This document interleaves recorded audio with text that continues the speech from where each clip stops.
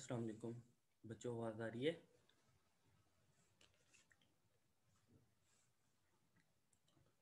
वालेकुम सलाम सर जी, आवाज़ आ रही है। बच्चे नॉइज़ तो नहीं है? ठीक है आवाज़? नो सर, ठीक ओ है। ओके बच्चे, लास्ट टाइम बच्चों क्या पढ़ा था? निगोशिएशन का हो गया था स्टेप? जी सर, ये हो गया था। निगोशिएशन हो गया था। हाँ जी सर जी। और रिक्वायरमेंट डॉक्यूमेंट स्पेसिफिकेशन स्टार्ट किया था हमने। सर निगोशिएशन मीटिंग का लो लास्ट वाला टॉपिक से उसका ये स्लाइड रह गई थी। ये मीटिंग ये वाली स्टाइल रही थी।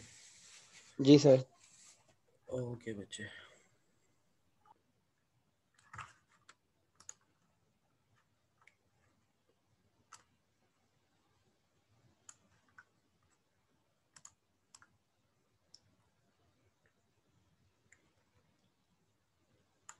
जी बाबर अली बच्चे, आपको आवाज़ आ रही है? जी सर। जी बच्चे, लास्ट लेक्चर में थे आप? I think yes. जी सर बच्चे मैं था। थे आप? समझ आई थी? जी जी। जी सर। बच्चे ये मैट्रिसेस क्यों बनाते थे हम रिक्वायरमेंट्स के अगेंस्ट?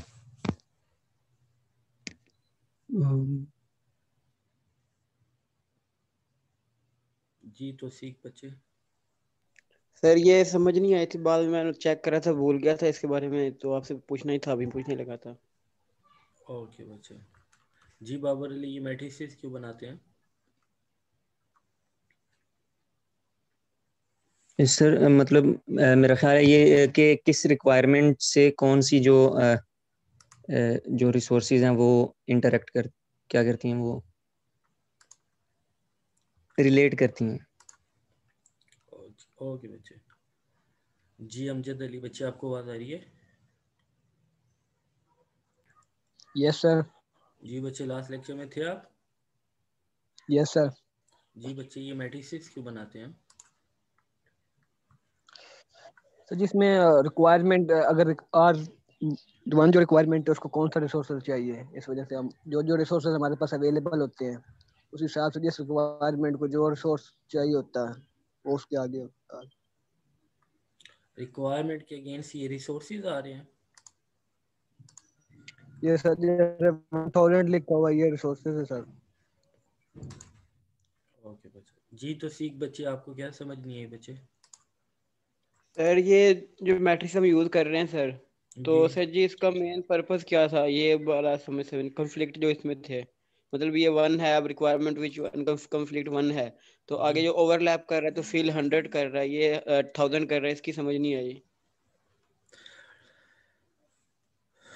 बच्चे, ये हमारे पास क्या है, रिक्वायरमेंट्स होती है हमारे पास मल्टीपल रिक्वायरमेंट्स होती हैं। लेट्स सपोज अगर हम एक यूनिवर्सिटी का, जिसमें हमारे पास ऑर्गेनाइजेशन यूनिवर्सिटी है, उसका हम एंटरप्राइज सिस्टम बनाने जा रहे हैं, तो जब हम रिक्वायरमेंट्स गैदर कर रहे थे तो हमारे पास मल्टीपल रिक्वायरमेंट्स गैदर्ड होती हैं। लेट्स सपोज कुछ 100 हम सपोज कर लेते हैं, एक सपोजिशन कर लेते हैं कि जो हमने रिक्वायरमेंट्स गैदर की वो टोटल अराउंड अबाउट 100 रिक्वायरमेंट्स हमारे पास आ गई हैं। अब हमने क्या करना होता है, हमारे पास जब हम एनालिसिस कर रहे होते हैं, उन रिक्वायरमेंट्स को गैदर कर लिया हमने, स्टेक होल्डर से रिक्वायरमेंट्स ले ली हैं। सेकंड स्टेप पे हम क्या कर रहे थे, हम रिक्वायरमेंट्स को एनालिसिस कर रहे थे, क्योंकि एलिसिटेशन के स्टेप में तो हम यूज़र से, स्टेक होल्डर से रिक्वायरमेंट्स ले लेते हैं, लेकिन जब रिक्वायरमेंट्स हमारे पास गैदर हो जाती हैं तो सेकंड स्टेप हमारे पास क्या होता है कि हमने उन पे एनालिसिस करना होता है। जब एनालिसिस कर रहे होते हैं तो हम उनका क्या बना लेते हैं, मैट्रिक्स बना लेते हैं, एक मैट्रिक्स बना लेते हैं। वो मैट्रिक्स क्यों बनाते हैं, हमने तीन चीज़ें देखनी होती हैं कि क्या रिक्वायरमेंट्स, जो 100 रिक्वायरमेंट्स हैं उसमें से कुछ रिक्वायरमेंट्स एक दूसरे के साथ कन्फ्लिक्ट तो नहीं कर रही, क्या कुछ रिक्वायरमेंट्स ओवरलैप तो नहीं हो रही, क्या अगर ओवरलैप नहीं हो रही या कॉन्फ्लिक्ट नहीं कर रही तो इट मीन्स कि वो इंडिपेंडेंट रिक्वायरमेंट्स हैं। हमने क्या किया, ये हमारे पास तीन चीज़ें थी, या तो रिक्वायरमेंट्स कॉन्फ्लिक्ट कर रही होंगी, या ओवरलैप कर रही होंगी, या इंडिपेंडेंट होंगी। ये तीन चीज़ें ही हमारे पास एग्जिस्ट कर सकती हैं जब हमारे पास मल्टीपल रिक्वायरमेंट्स गैदर हो जाती हैं। तो हम क्या कर देते हैं, उनके अगेंस्ट एक वेट असाइन कर देते हैं। ये अपनी मर्ज़ी से असाइन करते हैं, 1 1000 0, आप इसकी जगह 2 3 4 5 6 7 100 1000 1 लाख कुछ भी रख सकते हो, इट्स अप टू यू। इस स्लाइड में जो हमारे पास शो हो रहा है कि अगर एक रिक्वायरमेंट किसी दूसरी रिक्वायरमेंट के साथ कॉन्फ्लिक्ट करेगी तो इट मीन्स वहाँ पे क्या आएगा, 1 आएगा। ओके, अगर एक रिक्वायरमेंट किसी दूसरी रिक्वायरमेंट के साथ ओवरलैप करेगी तो वहाँ पे हम क्या लिखेंगे, क्या वेट देंगे, 1000 वेट देंगे।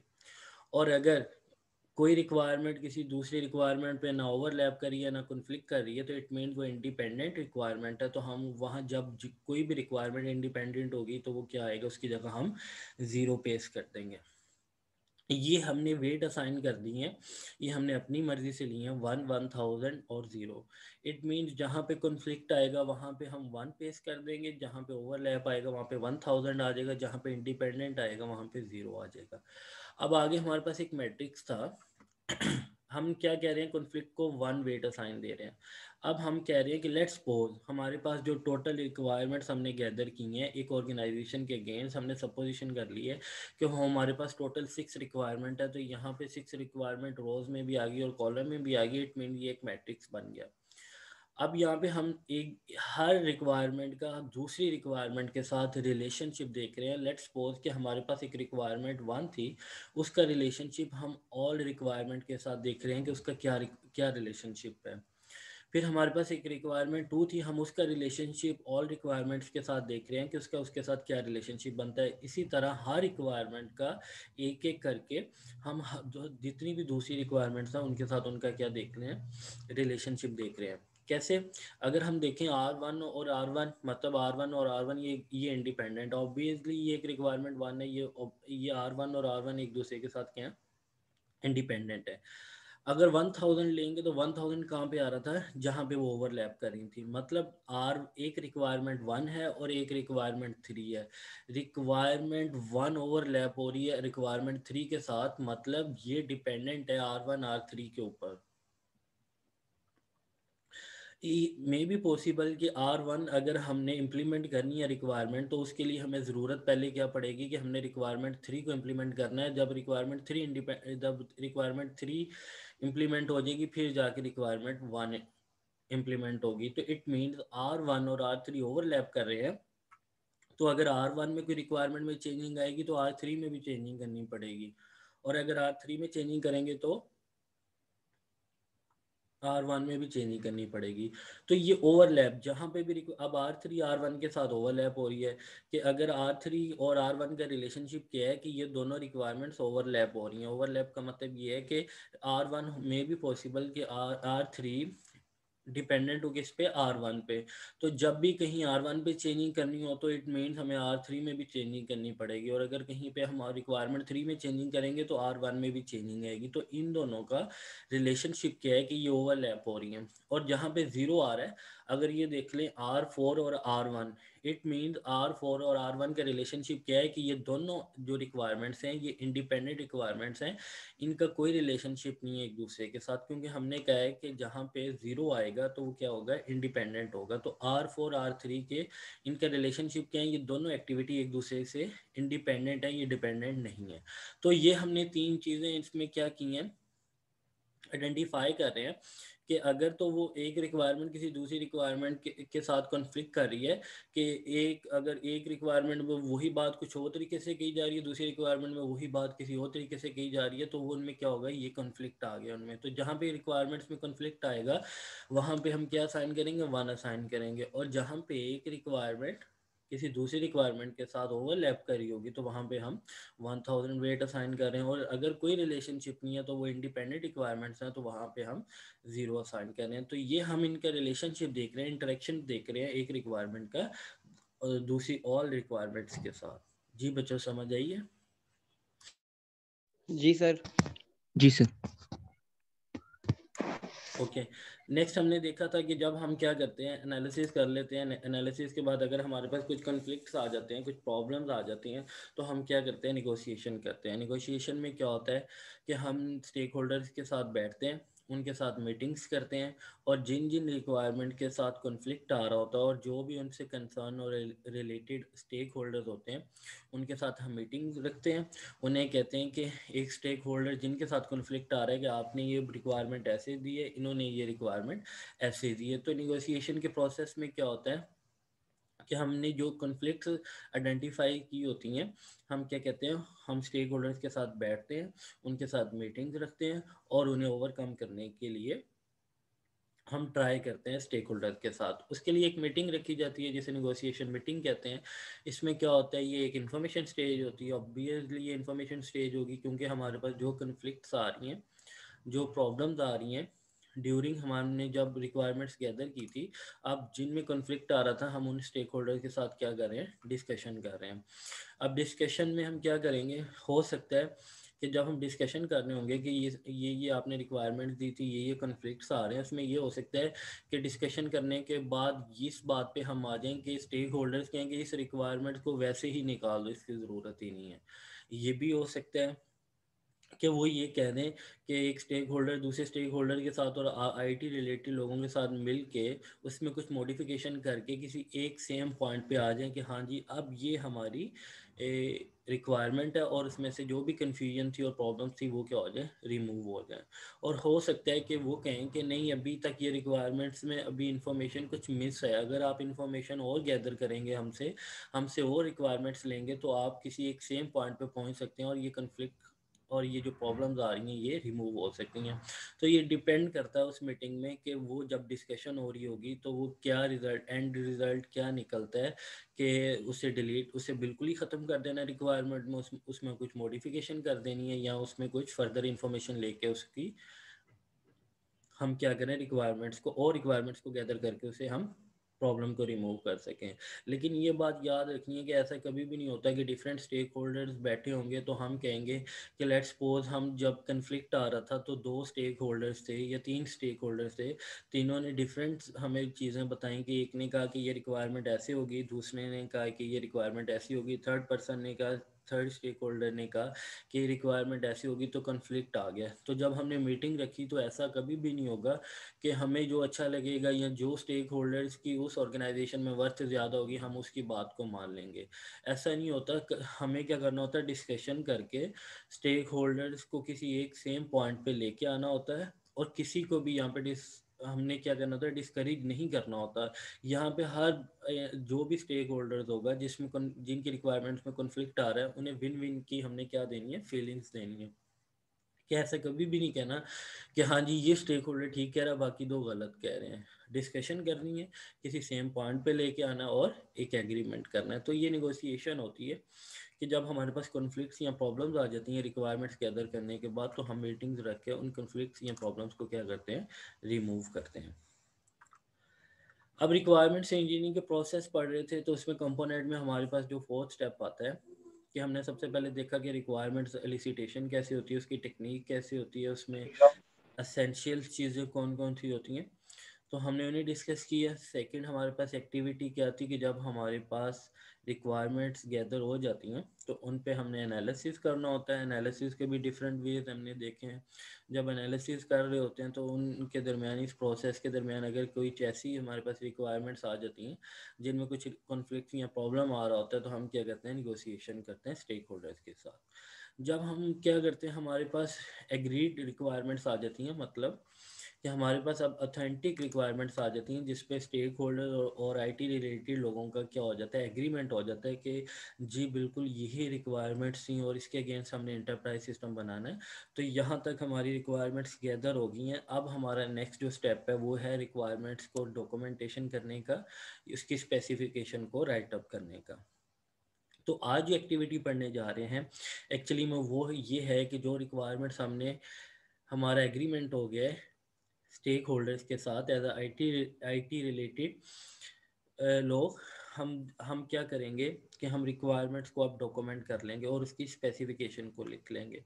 अब इसमें क्या होता है कि अब करेक्टरिस्टिक्स ऑफ रिक्वायरमेंट सबसे पहले हमने डिस्कस करनी है कि अगर हमने, हमारे पास रिक्वायरमेंट्स आ गई हैं जो हमने गैदर कर ली हैं, जिन पे हमने एनालिसिस भी कर लिया, नेगोशिएशन भी कर लिया है, तो उसके बाद हमारे पास जो रिक्वायरमेंट्स आती हैं उनकी करेक्टरिस्टिक्स क्या होती हैं।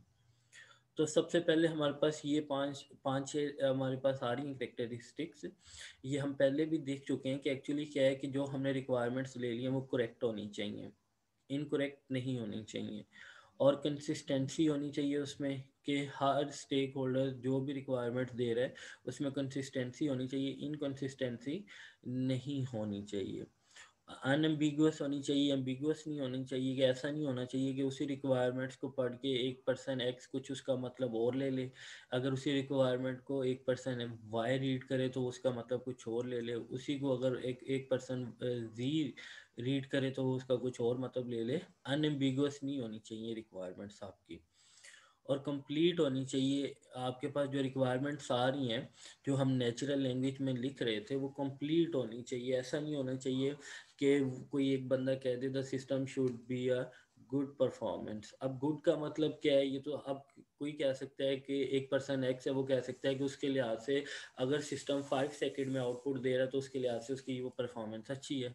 एक पर्सन वाई देख रहा है वो कह रहा है कि 10 सेकंड में आउटपुट आई है, उसके अकॉर्डिंग 10 सेकंड में आउटपुट बहुत अच्छी है। तो ऐसा नहीं होना चाहिए, कंप्लीट होनी चाहिए कि आपको फिगर्स बताए जाएं कि कितना टाइम ले, कितने टाइम में उसकी परफॉर्मेंस आनी चाहिए, इतने टाइम के बाद अगर वो आउटपुट देता है तो बैड परफॉर्मेंस है, अगर इससे कम में देता है या इस टाइम में देता है तो गुड परफॉर्मेंस है। तो ये हमारे पास कंप्लीटनेस आनी चाहिए, फिजिबल भी होना चाहिए।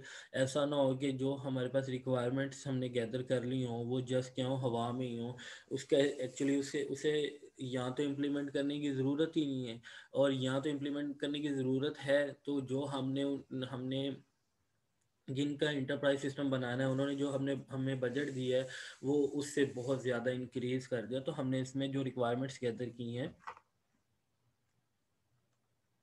वो फिजिबल होनी चाहिए और रेलिवेंट होनी चाहिए कि हमारे हम जिस ऑर्गेनाइजेशन का जो भी प्रॉब्लम से सॉल्व करने जा रहे हैं तो हमने जो रिक्वायरमेंट्स गैदर की होंगी वो रिक्वायरमेंट उसी प्रॉब्लम को सॉल्व करने से रिलेटेड होनी चाहिए। ये नहीं होनी चाहिए कि प्रॉब्लम हम कुछ और सॉल्व करने जा रहे हैं और हमने इरेलीवेंट उस ऑर्गेनाइजेशन की रिक्वायरमेंट्स को भी गैदर किया हो। तो ऐसा नहीं होना चाहिए, जो प्रॉब्लम जिस ऑर्गेनाइजेशन का आप सॉल्व करने जाओगे उससे रेलिवेंट आपकी रिक्वायरमेंट्स होनी चाहिए, टेस्टेबल होनी चाहिए कि आपने जो रिक्वायरमेंट्स गैदर की हैं वो इस तरह राइटअप की हों, इस तरह गैदर की हों कि कल को जब हमारा एक सिस्टम बन जाएगा उन रिक्वायरमेंट्स को देख के हम टेस्ट भी कर सकें कि ये हमें यूज़र ने रिक्वायरमेंट्स दी थी, क्या आप जो हमने सिस्टम बना लिया है ये वो जो सिस्टम बना है ये उसी रिक्वायरमेंट्स की बेस पे बना है या इसमें कुछ चेंजिंग कर ली गई है इम्प्लीमेंटेशन लेवल पे और इसकी आउटपुट कुछ और आ रही है।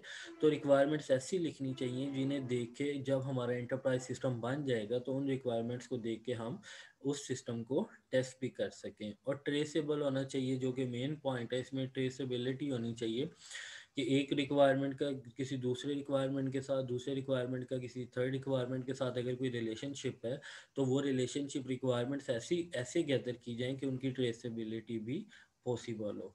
तो अगर हमने देखना हो कि एक हमने रिक्वायरमेंट्स गैदर कर ली हैं तो क्या ये एक अच्छी रिक्वायरमेंट्स गैदर की हैं या नहीं, तो उसमें हमारे पास जो करेक्टरिस्टिक्स एग्जिस्ट करती हैं वो ये कुछ करेक्टरिस्टिक्स हैं कि वो करेक्ट होनी चाहिए, कंसिस्टेंसी होनी चाहिए, उसमें अनएम्बिगुअस होना चाहिए, कंप्लीट हमारे पास रिक्वायरमेंट आनी चाहिए, फिजिबल रिक्वायरमेंट्स हों, रेलिवेंट रिक्वायरमेंट्स हों, टेस्टेबल रिक्वायरमेंट्स हों, ट्रेसेबल रिक्वायरमेंट्स हो। तो ये हमारे पास कुछ करेक्टरिस्टिक्स हैं रिक्वायरमेंट्स की।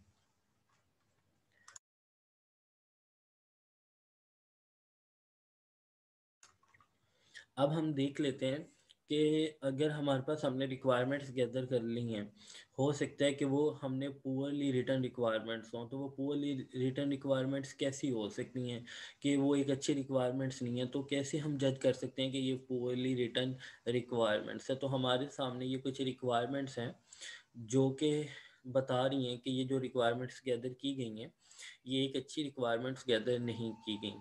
कैसे कि सबसे पहले हमें और शो हो रहा है कि ATM machine will confiscate the card if the user enters wrong pin multiple time। कि क्या होगा कि एटीएम मशीन में का जो एटीएम मशीन में आप कार्ड इंसर्ट करोगे तो मशीन क्या करेगी, कन्फिस्केट कर लेगी कार्ड को कैप्चर कर लेगी। कब? जब यूज़र रॉन्ग पिन एंटर करेगा, और जो रॉन्ग पिन एंटर करेगा वो मल्टीपल टाइम एंटर करेगा। तो अब इस रिक्वायरमेंट्स को देखते हुए हम बता सकते हैं कि ये जो रिक्वायरमेंट है ये पुअरली रिटर्न रिक्वायरमेंट है। तो उसकी रीज़न क्या है? कि उन्होंने ये तो बता दिया है कि एटीएम मशीन क्या करेगा कि आपका कार्ड कैप्चर कर लेगा अगर आप क्या करोगे, multiple time wrong password enter कर दोगे। अब इसमें जो मल्टीपल वर्ड आ रहा है ये क्या कह रहा है, ये एक एम्बिगुअस रिक्वायरमेंट है। एम्बिगुअस रिक्वायरमेंट कैसे है कि लेट्स सपोज उसी तरह एक पर्सन एक्स है, वो चाहता है, वो देखता है कि मल्टीपल टाइम को वो ले लेता है कि एक्स कि वो 5 टाइम के बाद अगर कितने टाइम 5 टाइम अगर रॉन्ग पासवर्ड एंटर करता है तो कार्ड कैप्चर हो जाना चाहिए।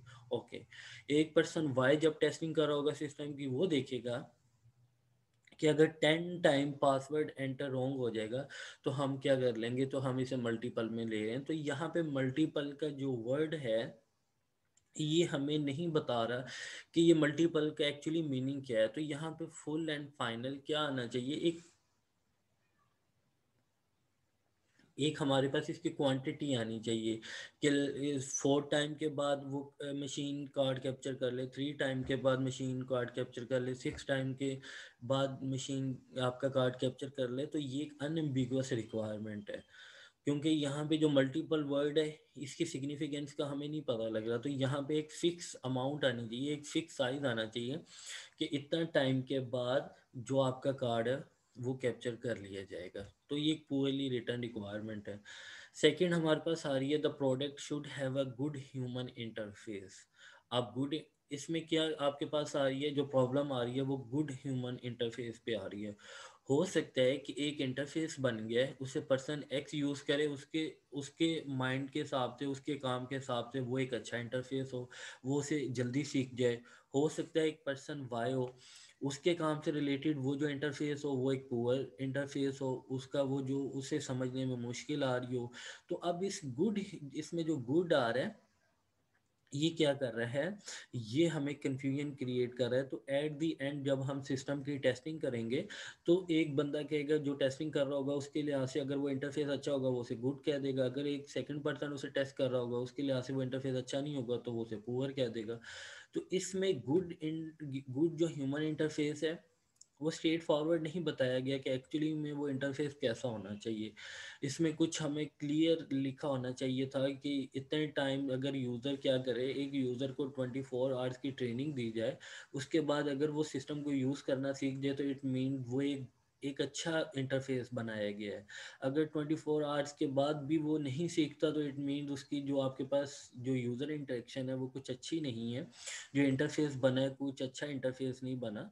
तो ये इसमें स्ट्रेट फॉरवर्ड लिखा होना चाहिए, इसमें ये नहीं होना चाहिए कि गुड ह्यूमन इंटरफेस। तो यहाँ से हमें गुड से अंदाज़ा नहीं हो रहा कि एक्चुअली में इंटरफेस की टेस्टिंग जब हम करेंगे एट दी एंड तो कैसा सिस्टम होना चाहिए।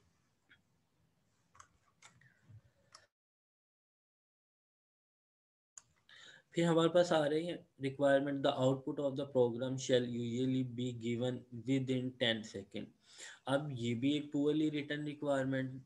कैसे ये पुअरली रिटर्न रिक्वायरमेंट है कि जब यहाँ पे आ गया ना यूजुअली का वर्ड आ गया तो इससे मतलब है कि अब यूजुअली ये तो हो सकता है यूजुअली एक कह दे कि आपके पास हो सकता है कि 50-100 टाइम में से 50 टाइम्स वो क्या करे 10 सेकंड में आउटपुट दे दे, और जो 50 टाइम है वो 10 सेकंड में आउटपुट आपको ना दे।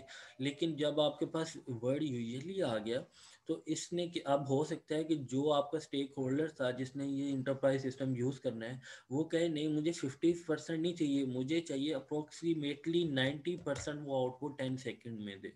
तो ये हमारे पास भी जो ये स्टेटमेंट है, ये रिक्वायरमेंट है, ये भी एक पुअरली रिटर्न रिक्वायरमेंट है।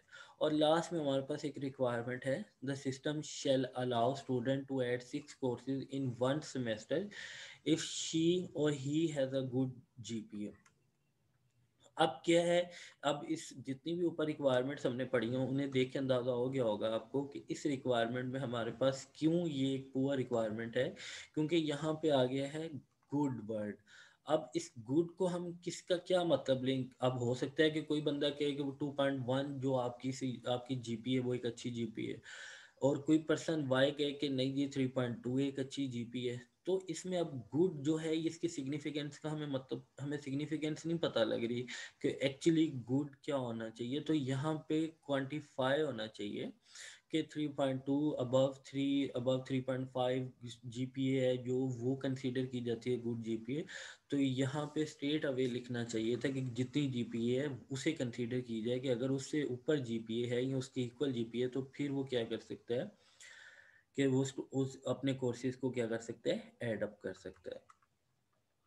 तो ये हमारे पास कुछ रिक्वायरमेंट्स थी जो कि पुअरली रिटर्न रिक्वायरमेंट्स है। तो जब हमने रिक्वायरमेंट्स गैदर करनी है तो इस तरह की रिक्वायरमेंट्स हमने गैदर नहीं करनी, हमने हर चीज़ उसमें एक्सप्लेन करनी है और डिफाइन करनी है कि वो कितने सेकंड में और क्या उसकी स्पेशलिटीज़ हैं वो हमने वहाँ पे डिफाइन करनी है। अब हमारे पास आ जाता है मेन टॉपिक की तरफ हम आ रहे हैं, रिक्वायरमेंट स्पेसिफिकेशन का। अब रिक्वायरमेंट स्पेसिफिकेशन क्या होता है कि जब हम अपने डॉक्यूमेंट कर रहे होते हैं अपनी रिक्वायरमेंट को, तो सबसे पहला जो हमारा स्टेप होता है वो the system requirement definition document होता है, जिसे हम रिक्वायरमेंट स्पेसिफिकेशन कहते हैं। अब ये क्या होता है, a statement in a natural language. इसमें हम क्या लिखते हैं कि ये हम जो डॉक्यूमेंट बनाते हैं ये नेचुरल लैंग्वेज में बनाते हैं। इसमें जो भी हमने सिस्टम से सर्विसेज लेनी होती हैं, एक्सपेक्टेड सर्विसेज होती हैं, उन्हें हम यहाँ पे राइट अप करते हैं और इस प्रोसेस को हम क्या कहते हैं, रिक्वायरमेंट्स डॉक्यूमेंट कहते हैं।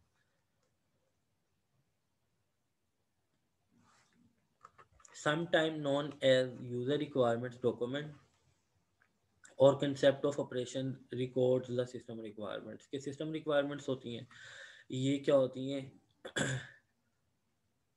must list the system requirements along the background information, objective, environments, constraint, assumption, non-function requirements। ये सारी चीज़ें जो होती हैं हमारे पास, ये हम किस में लिख लेते हैं, इस डॉक्यूमेंट में हम लिख लेते हैं। may include conceptual model design to illustrate the system context, usage scenarios, entities, data, ये फ्लोज, ये सब कुछ आ जाता है। हमें किस में आ जाता है कि जब हम रिक्वायरमेंट्स डॉक्यूमेंट कर रहे होते हैं तो हमारे पास जो सबसे फर्स्ट स्टेप होता है वो सिस्टम रिक्वायरमेंट का होता है कि हम क्या करते हैं, इसमें ये सारी चीज़ें आ जाती हैं कि इसका बैकग्राउंड क्या है, बैकग्राउंड जो भी नॉलेज होता है, objective, environment, constraint, assumptions, data flow, और ये जितनी भी इंफॉर्मेशन होती है जो हमने सिस्टम से क्या करनी होती है, एक्सपेक्टेड सर्विसेज होती है जो हमने सिस्टम से लेनी होती है, वो सारा कुछ हम किस में डिफाइन कर देते हैं, इस फर्स्ट स्टेप पे हम डिफाइन कर देते हैं। और इसके ये भी हो सकता है कि ये जो हमने चीज़ें गैदर की हों इसके अगेंस्ट हम कोई मॉडल भी ड्रॉ कर लें, कुछ SRS बना लें, कुछ एक्टिविटी डायग्राम बना लें, कुछ भी हम इसे कुछ भी मॉडल को यूज़ करते हुए इसकी हम क्या कर सकते हैं, डायग्राम भी बना सकते हैं जो कि हमारी इस इंफॉर्मेशन को डिस्क्राइब कर सकें। सेकंड स्टेप हमारे पास क्या है, सेकंड जो स्टेप है हमारे पास रिक्वायरमेंट स्पेसिफिकेशन का है स्टेप है। रिक्वायरमेंट स्पेसिफिकेशन क्या है कि सबसे पहला स्टेप तो ये हमारे पास था सिस्टम रिक्वायरमेंट का, तो ये क्या है, इनिशियल लेवल था। तो इनके सेकंड जो स्टेप है जिसे हम इंटरमीडिएट स्टेप लेवल भी कहते हैं, इसमें क्या होता है कि इस स्टेप को हम कहते हैं रिक्वायरमेंट स्पेसिफिकेशन स्टेप कहते हैं। अब इसमें क्या होता है, a structured document which sets out the system services in more detail. ये जो आपके पास होता है ये अब्स्ट्रैक्ट लेवल पे होता है, ठीक है। इसमें जब हम आ जाते हैं रिक्वायरमेंट स्पेसिफिकेशन में आ जाते हैं, ये ज़रा डेप्थ में होता है। इसमें हम और डिटेल में चले जाते हैं कि जो भी चीज़ें हमने इसमें एक्सप्लेन की गई हैं, यहाँ पे तो हम अब्स्ट्रैक्ट लेवल पे लिखते हैं, जस्ट ब्रॉड लेवल पे करते हैं। लेकिन जब हम यहाँ पे डिस्क्राइब करते हैं, रिक्वायरमेंट स्पेसिफिकेशन में डिस्क्राइब करते हैं, तो यहाँ पे जो हमारे पास सर्विसेज होती हैं जो हमने पिछले स्टेप में डिस्क्राइब की गई होती हैं, अब वो ब्रॉड लेवल पे नहीं होती, वो हम क्या करते हैं डिटेल लेवल में लिख लेते हैं, मतलब डेप्थ में चले जाते हैं हर सर्विसेज की। It should be written such that understandable by technical staff and both clients and developer. ये जो हम लिखते हैं, ये जो हमने स्टेप परफॉर्म किया होता है जिसे हम सिस्टम रिक्वायरमेंट का स्टेप कह रहे हैं, एक्चुअली ये इनिशियल लेवल होता है। और ये किसके लिए होता है, ये हम कह सकते हैं कि ये हमने यूज़र से जब इन्फॉर्मेशन गैदर करते तो जस्ट ये एक इनफॉर्मल डॉक्यूमेंट था, लेकिन इसे हम कह सकते हैं कि ये एक फॉर्मल डॉक्यूमेंट है। और जब हम रिक्वायरमेंट स्पेसिफिकेशन कर लेते हैं तो ये क्या होता है, ये स्टाफ और क्लाइंट कि इन बिटवीन एक क्या होता है, ये एक एग्रीमेंट होता है। इस डॉक्यूमेंट को देखते हुए जो आपका क्लाइंट होता है वो भी इसे रीड आउट करके अपनी जो भी उसे फैसिलिटीज़ चाहिए होती हैं, एग्रीमेंट लेवल पे ये जो भी उसे चाहिए होती है वो इसे इस डॉक्यूमेंट को यूज़ कर सकता है। और इस डॉक्यूमेंट को जो आपके डेवलपर्स होते हैं वो भी इसे देख के क्या कर सकते हैं, वो अपनी जो भी इम्प्लीमेंटेशन करनी होती है सिस्टम की, तो वो इस रिक्वायरमेंट इस डॉक्यूमेंट को देखते हुए वो क्या कर सकते हैं, इम्प्लीमेंटेशन कर सकते हैं। तो ये हमारे पास जो डॉक्यूमेंट होता है, जो सेकंड स्टेप है जिसे हम रिक्वायरमेंट स्पेसिफिकेशन